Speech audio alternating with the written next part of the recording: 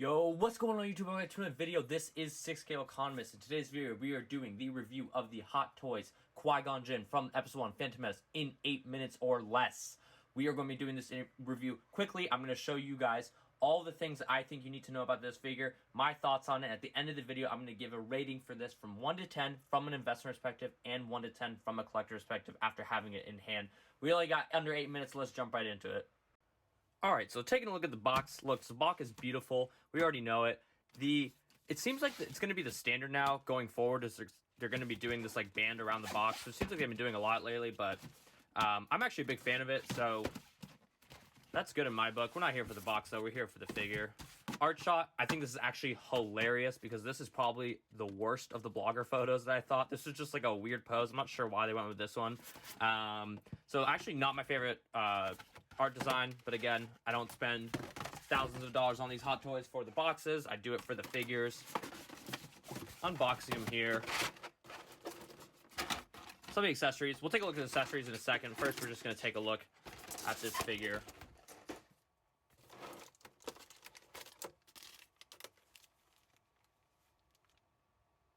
Bam. I mean, an incredible figure. Let's just see if we can get this to focus here. Look at that. The likeness to Liam Neeson is really impeccable, and I'm always going to give you guys my honest opinion in these reviews because there are some Hot Toys that I get that I'm not super stoked about. You guys know some of those ones in the past, but this one, I mean, he just looks fantastic. One of the great things nobody talks about this figure is how you can display him like Count Dooku after he fights Anakin Obi-Wan in Episode 3. Accessories time. Accessories.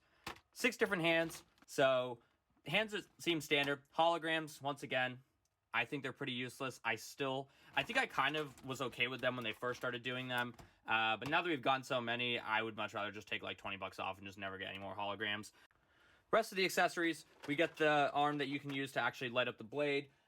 This one actually is one that might be more plausible for people to use. I've never used these, partially because I always feel like I'm gonna like ruin my figure if I like mess up their arm and like, you know, go all the way up in there to pull out the arm. But this one actually seems like it might be reasonable, but once again, I would never use this. This is helpful for anyone that wants to do CSL lightsabers, but for me, I just don't think it looks that great. So that's all as an accessory I'm never excited about. This one though, beautiful lightsaber. I think he has one of the coolest hilts. When I was a kid and I would go to Toys R Us for 10 bucks, I would always get this hilt because I always thought it looked the coolest, which of course is Qui-Gon's. And you get the blade, which is going to be removable. You guys already know that. The swishing blade will once again an accessory I never really care for on Jedis. I've never found myself displaying them with it. Couple extra buttons if buttons fall off on the belt. Lightsaber is great.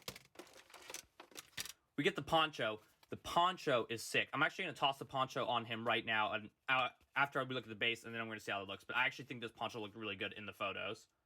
And lastly, the brace.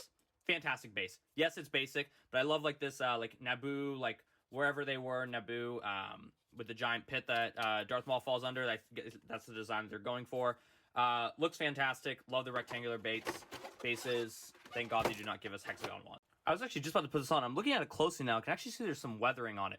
It looks like there's some type of sand, some type of weathering. You can kind of see it here. I'm not sure if it's going to show up on camera, but it's kind of stained.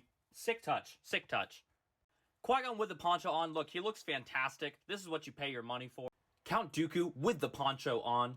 Okay, I swear I was joking, but I actually have no clue how to put this poncho on. It looks like you have to slot the arms through this thing, but it's held together by this super, super thin thread that I know that if I keep messing with it, because I've spent the last 10 minutes trying to get it in, I'm just going to rip that thread because these arms need to go through these holes. So this is what you guys are going to see for the poncho Obi-Wan. I'm not going to try and rip it to try and put it on because I'm not actually going to display it with this poncho on, so we're just going to move back onto it with the Jedi rope. All jokes aside, this figure honestly really is fantastic. What you're getting is what you pay for. I think he's a great bang for your buck. $235, and you're getting a Jedi at retail. You know, we don't get a ton of Jedis in our Hot Toys collection, so when you get like a classic, just one of Jedi, I don't think it's one that you really want to pass up on.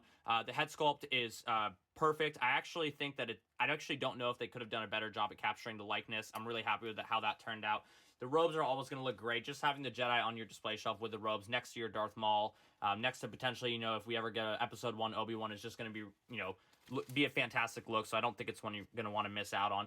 From a collector's perspective, I'm giving this guy a 7 out of 10. 7 out of 10. Now, the reason why is not because like this figure wasn't done perfectly. I really don't think this figure has any flaws. I think that the price point is really fair. Yeah, he might come with a little bit less accessories, but I think that for that price point, I think it's fairly priced. It's everything you need on a Jedi. It's a 7 out of 10 just because I don't think it's one that's super necessary in everybody's collection. I do think there are better figures out there. And from an investment perspective, I'm going to give him a 7 out of 10 as well.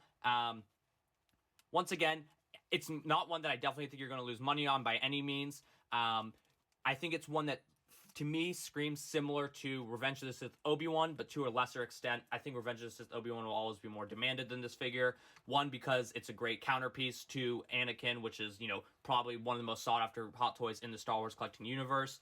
And two, Obi-Wan is just a much more favored figure, so I think that, you know, the way it would work would be Anakin would probably be the number 1 Jedi that people want, Obi-Wan number 2. Maybe this guy number 3. He kind of, to me, seems like he's a better comparable analysis to, like, you know, Return of the Jedi Luke, figures like that. So, not one that's super crazy. I don't think this one I'm ever, or anybody who got this is going to lose money on. I don't see this figure ever going below retail once it's sold out. But it's not one that's going to be a crazy for me. So, if you're thinking about picking it up, I think it's a solid figure to pick up. As always, this is 6-Scale Economist. Buy the dip, sell the rip. This is the way. We will see you in the next video.